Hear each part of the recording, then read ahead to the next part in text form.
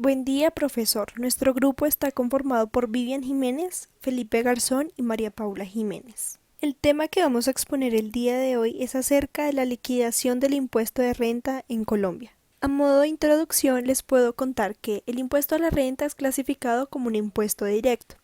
Desde el punto de vista subjetivo, es un tributo que grava directamente a quien tiene renta, es decir, no se trata de un tributo trasladable a otras personas. El punto de vista objetivo se denomina directo porque incide directamente en la ganancia, renta, remanente o utilidad, a diferencia de los impuestos indirectos en los que también se grava la posesión de riqueza pero expresada en actos de consumo. Los caracteres generales que se les atribuye son: el no ser trasladable. De acuerdo con este criterio, el impuesto no es susceptible de traslación, por lo que afecta directa y definitivamente a aquel sobre el cual la ley lo hace recaer. El contemplar la equidad a través del principio de capacidad contributiva al ser global, personal y progresiva. Segundo carácter destacable en el que el impuesto de la renta contempla la equidad. Se basa en el postulado de la capacidad contributiva, entendida esta como la facultad que tiene cada quien para soportar el impuesto. Los impuestos directos son aquellos en los cuales coincide el sujeto jurídico responsable de la obligación y el sujeto económico que soporta el tributo. Ejemplo, el impuesto sobre la renta y complementarios, y declarante es el mismo contribuyente que paga el impuesto. Los impuestos indirectos se trata de aquellos donde el sujeto jurídico no es el mismo sujeto económico, quien paga el monto respectivo. Ejemplo, impuesto sobre las ventas, quien declara no es el mismo que paga el monto del impuesto. Dentro de los impuestos nacionales tenemos el impuesto sobre la renta y complementario, el impuesto sobre las ventas, el impuesto al gravamen financiero, el impuesto de remesa, el impuesto de timbre nacional y por último el impuesto para preservar la seguridad democrática. El impuesto sobre la renta es un tributo directo de carácter nacional que grava los ingresos ordinarios y extraordinarios realizados en el año o periodo gravable que sean susceptibles de producir un incremento neto del patrimonio en el momento de su percepción y que no hayan sido expresamente exceptuados. El impuesto sobre la renta se estructura en tres componentes. Impuesto sobre la renta gravable. La tarifa del impuesto es del 35%. La base sometida al mismo es la renta gravable, que se obtiene de sumar todos los ingresos ordinarios y extraordinarios susceptibles de producir un incremento neto del patrimonio y que no estén expresamente exceptuados en la ley. De esta suma se restan las devoluciones, rebajas y descuentos, así como los costos y deducciones imputables a tales ingresos. También está el impuesto sobre ganancias ocasionales. La tarifa del impuesto es del 35%. Se aplica con la misma tarifa sobre las ganancias ocasionales de sociedades extranjeras de cualquier naturaleza. Se consideran como ingresos de ganancia ocasional los causados por las ganancias no operacionales obtenidas por la venta de activos, las utilidades originadas en la liquidación de sociedades, las ganancias provenientes de herencias, legados y donaciones y las ganancias por loterías, rifas, apuestas y similares. Por último está el impuesto de remesas. Se causa por la transferencia al exterior de rentas y ganancias ocasionales percibidas en Colombia por compañías con inversión extranjera, así como por la obtención de utilidades por parte de sucursales de entidades extranjeras, las cuales se entienden remesadas al exterior. La tarifa del impuesto es del 7%. Ejemplo, un asalariado que cancela su impuesto mediante la figura de la retención en la fuente, es decir, el descuento que debe efectuar el patrono al momento de hacer el pago para después trasladar este dinero al Estado mediante la declaración y paga de las retenciones en la fuente. A su vez, se puede ser declarante sin ser contribuyente, es lo que acontece con las entidades que deben presentar declaración de ingresos y patrimonio, pero que no liquidan ningún impuesto a cargo. Las personas naturales y asimilados no obligados a llevar contabilidad son aquellas que están sometidas al impuesto en los términos del artículo 7 del Estatuto Tributario y están obligados a presentar declaración de renta solo en el evento de llegar a cumplir con las condiciones establecidas por la ley. Por tanto, una persona natural deberá tener en cuenta los topes de ingresos para declarar y la determinación del impuesto del mismo, con fundamento en los ingresos que haya efectivamente percibido durante la vigencia fiscal. Si un contribuyente declaró y determinó su impuesto con base en el sistema de causación, no estando obligado a llevar contabilidad, podrá, dentro del término de la ley, corregir las respectivas declaraciones de acuerdo con lo expuesto. Las personas que no están llevadas a llevar contabilidad pueden llevar un tipo de contabilidad llamado contabilidad de caja, que por supuesto es una contabilidad no acreditada legalmente en Colombia, pero suele utilizarse como mecanismo de control. Cuando se lleva este tipo de contabilidad, no todo derecho exigible se contabiliza como un ingreso del periodo respectivo, puesto que si ese derecho no se convierte en dinero en el periodo correspondiente, no se contabiliza como ingreso, ya que el ingreso se reconoce solo en el momento en el que ingrese la caja, y de ahí el nombre contabilidad de caja.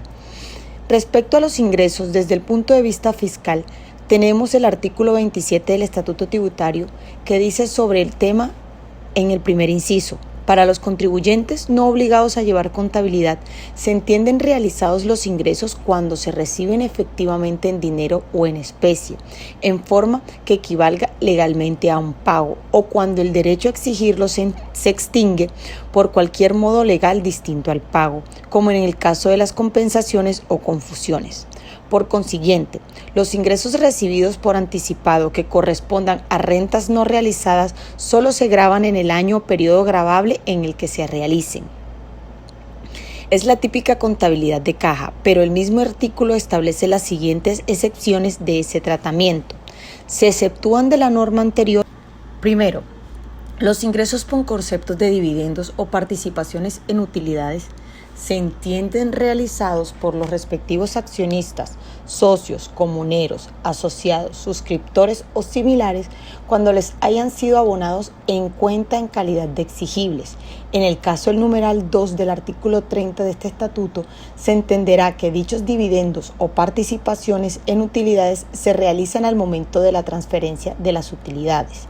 Segundo, los ingresos provenientes de la enajenación de bienes inmuebles se entienden realizados en la fecha de la escritura pública correspondiente. Tercero, los ingresos por concepto de auxilio de cesantías y los intereses sobre cesantías se entenderán realizados en el momento del pago del empleador directo al trabajador o en el momento de consignación al fondo de cesantías. El tratamiento aquí previsto para el auxilio de cesantías y los intereses sobre cesantías dará lugar a la aplicación de renta exenta que establece el numeral 4 del artículo 206 del Estatuto Tributario, así como el reconocimiento patrimonial que haya lugar a ello. De la lectura de la norma anterior, se puede interpretar que aquellas personas que llevan contabilidad de caja declaran únicamente los ingresos que efectivamente reciben en un año determinado, exceptuando los ya señalados por la norma. Para esta liquidación se creó el sistema cedular, es decir, es un mecanismo a través del cual se determina una base gravable y una tarifa del impuesto sobre la renta para personas naturales dependiendo del tipo de rentas que recibe, aplicando a cada una de ellas un especial mecanismo de depuración de las rentas y una tarifa diferente. En general se trata de gravar las rentas en relación al origen con el fin de hacer más equitativo el impuesto. El mencionado sistema se refiere a la clasificación de los ingresos de acuerdo a la actividad que proviene, ya sea trabajo, pensión, capital, no laborables y dividendos y participaciones. Cada cédula se debe depurar de acuerdo con el artículo 26 del Estatuto Tributario. Así, las personas que obtuvieron ingresos por diferentes actividades deben declarar según la tarifa descrita en las tablas del artículo 241.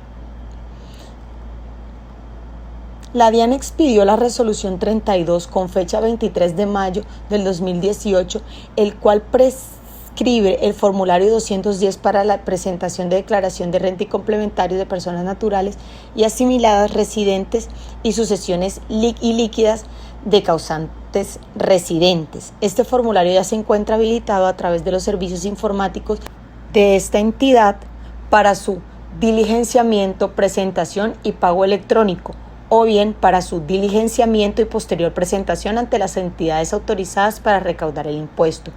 Los contribuyentes que previamente han sido seleccionados por la DIAN para presentar la declaración en forma virtual deberán hacerlo y firmarlo con el instrumento de firma electrónica según la resolución de la DIAN número 32. ¿Cómo se depura y se determina el impuesto de renta de los obligados a llevar contabilidad? Primero, las personas que deben llevar contabilidad son aquellas que pertenecen al régimen común en el impuesto a las ventas. Para ello, los obligados deben tener el registro de sus hechos económicos en los libros contables. Los libros contables. Libro mayor y balance. Aquí se registran los movimientos mensuales de las cuentas y sirve para extraer los balances generales y otros estados de resultados. Libro diario. Es el libro de primera entrada donde se anotan en forma cronológica las operaciones económicas de la empresa. Y libro de inventario, que es el libro donde se resumen los activos físicos y de la empresa, como también deudores y acreedores. Depuración. La depuración de las rentas correspondientes a cada una de las cédulas es el resultado que constituirá la venta líquida cedular.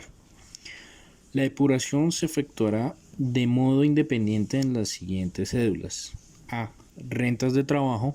B. Pensiones. C. Rentas de capital. D. Rentas laborales. Y E. Dividendos y participaciones.